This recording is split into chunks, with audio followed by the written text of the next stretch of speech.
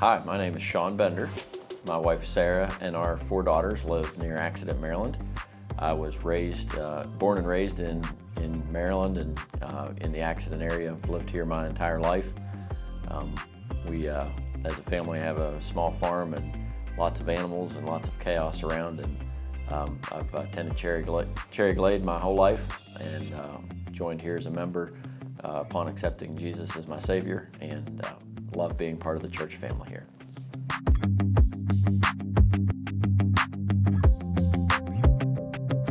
So as the church began the new transition and was seeking additional elders, I was asked to participate in an interview process, and we met with some of the pastors and some of the existing elders and started a discussion about whether that would potentially be the right fit or not. For me, it certainly was a time of soul searching and trying to understand what God was calling me to do, and certainly have appreciated being a member of Cherry Glade and was looking forward to how I could participate in helping to lead the organization.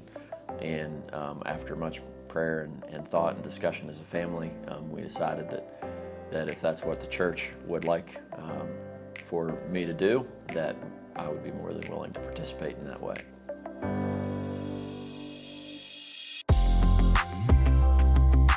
So my primary task as one of the elders is overseeing the operations of the church. So that involves working with a lot of tremendous people in the operations side, things like finance and property, the facilities. There's a lot of maintenance work that needs to be done. There's active construction projects being completed at the time. And so working with the trustees and the finance and property team, it takes an army to make things happen here and to keep everything going.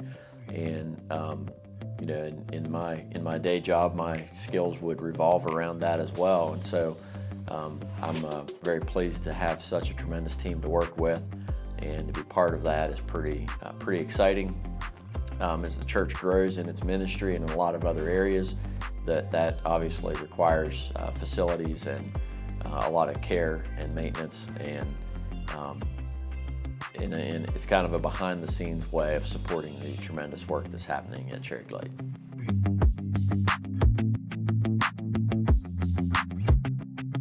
We're currently in the middle of a building project to accommodate the school, which I think ties in very well, not necessarily only as part of Cherry Glade, but as part of the local ministry, and it's facilities and events like that I think require a lot of effort, and we can do a lot in supporting that and carrying out ministry in accommodating the needs that things like the school require.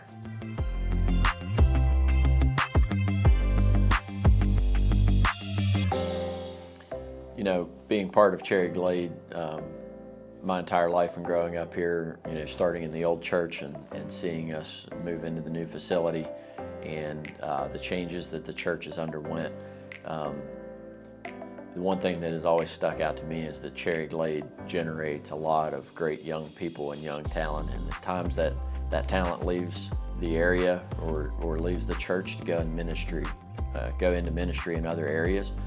And some would view that as a negative thing, but for me it's always been a very positive thing if what we're doing is creating people that have a passion for God and for carrying out His work. And whether that's being done here or being done, you know, in Guatemala, or you name it, in whatever form of ministry, that's a really important thing in sending those people out into the world.